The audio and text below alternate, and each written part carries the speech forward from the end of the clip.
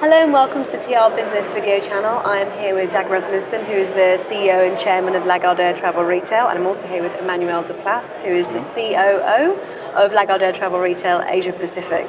Is that right? I'm very lucky to have you both with me here today. I thank you so much for taking the time out of your very busy schedules to come and talk to me today. Welcome. I wanted to start off with a concern that is being felt by many operators and suppliers in our industry at the moment, and it's to do with the Chinese spend per passenger.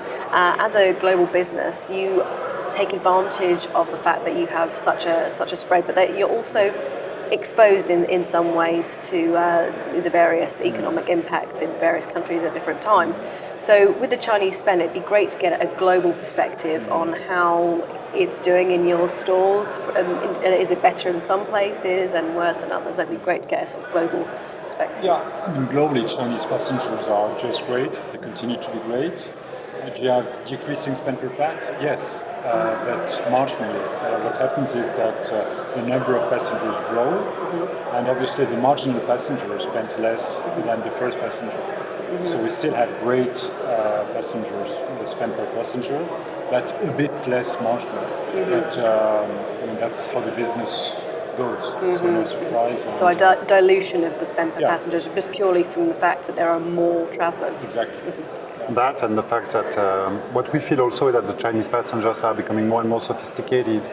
The younger generation, I don't want to speak about millennials because everybody speaks about millennials and don't know really what they do and who they are, but the younger generation of Chinese, they just spend differently than their parents, so it will maybe not be the 10,000 euro or dollar bottle of cognac, but they are looking for some newness, a lot of more trendy brands, in fashion luxury, or even we see that also for the liquor, the switch from cognac to more single malts and white liquor and so on. So I think, yes, as Dag said, there is a decrease and certainly a dilution, but we can also, and we have to adapt our offer to this younger generation and the different profile of Chinese customer that we see in the airport.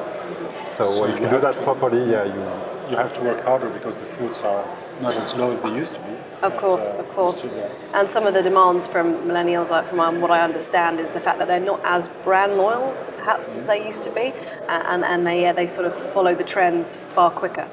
Exactly. Yeah, you have all this element of the influencer that are on Instagram, on Facebook or whatever, and that are really critical to drive the spend of this younger generation. Yeah, they are much less brand loyal, as you said. They are more keen to try new things. It could be new brands in China. Actually, it's a very interesting trend, and we have to learn as Western companies used to push Western brands to our travel retail stores.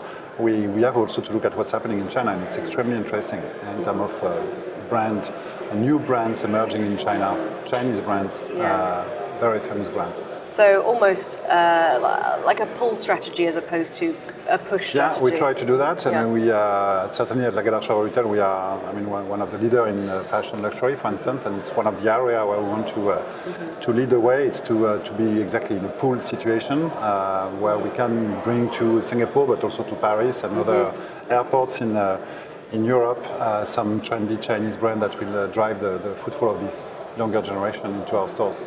For instance, when we have master concessions like in Wuhan, where we have 97 stores, we operate some stores ourselves and we sublease others.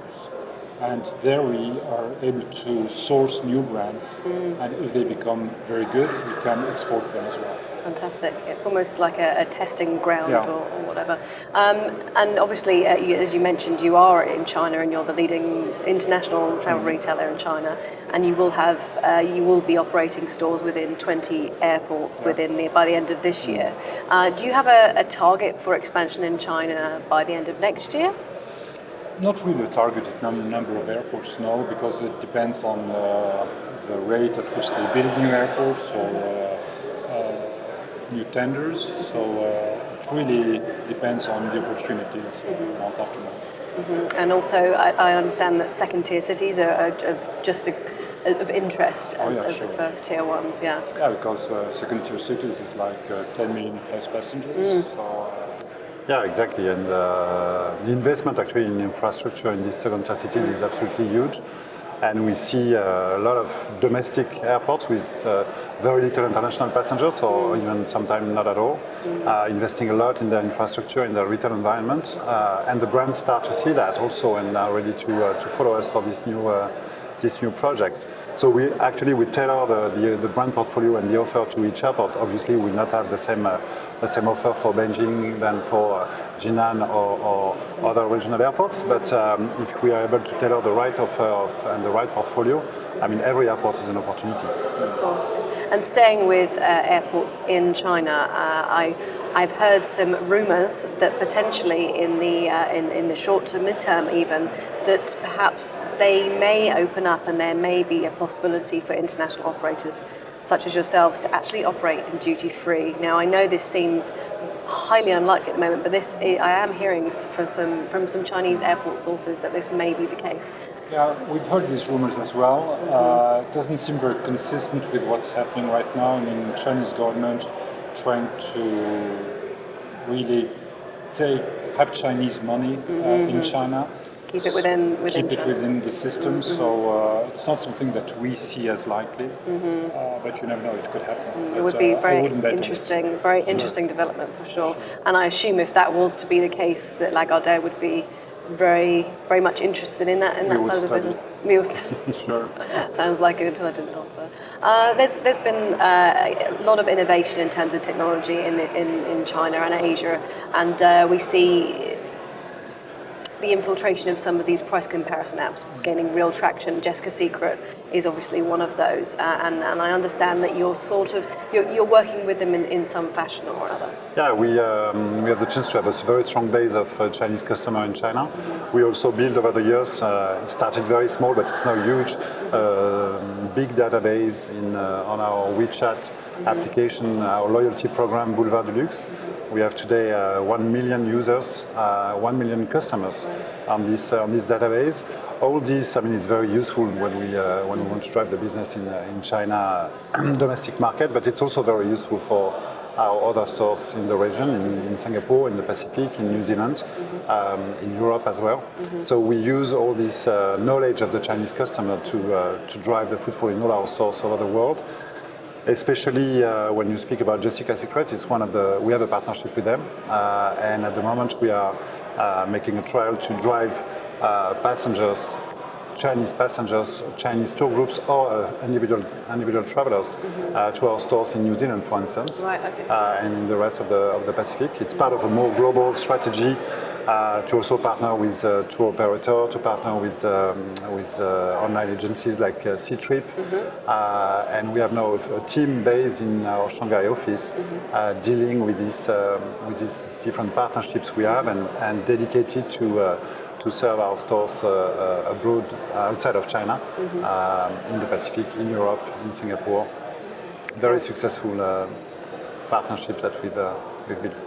You mentioned influencers a couple of times, and I'm just wondering if you believe it's the role of suppliers to keep up with these influencers and what they're talking about, or do you feel there is some responsibility from yourselves, from your team of buyers, to actually watch what's happening with them directly? I think it's both. It's really part of the partnership we need to have with the brands and also with the airports, because an influencer can push customer toward a specific brand, but also toward a concept. We used a lot of influencers when we opened our first fashion gallery concept in Singapore. We had a few.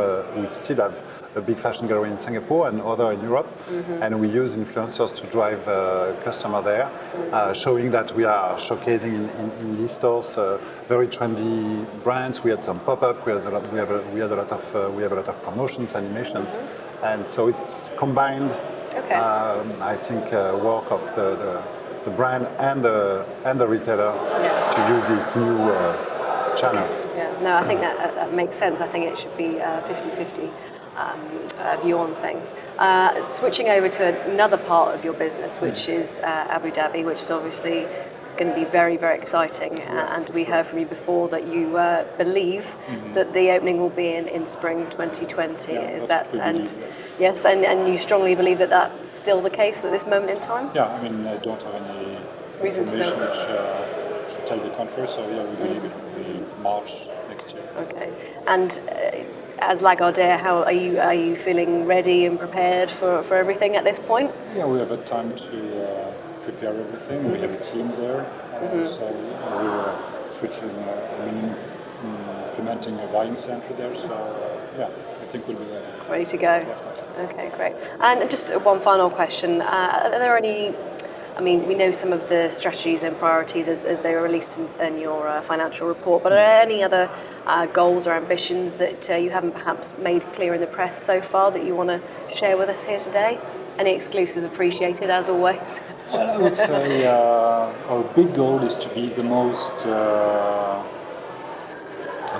admired travel retailer in the world. That's our objective. And most admired, okay. Yeah. And so not necessarily the one with the most sales? That would always be nice. Yeah, not necessarily. We'd love to, but we want to increase sales. But to be the most admired, I mean, has a very global dimension.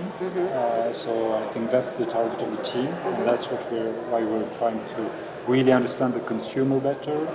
Our famous B2C for B strategy, to have the best contacts with airports, with brands, and be the influencer, the admired travel retailer. So that obviously involves being in front of the pack, being innovative, but also I think you mentioned, working on your relationships and your partnerships and making sure that you're a great partner to work with. Partner with brands, with airports. It's the JVs, it's lots of things. Yeah, it's really a holistic approach. Something going beyond the details. It's having the global picture and the global ambition. Yeah. Okay, great. Well, thank you so much for speaking with me today. It's been really interesting as always. Thank you.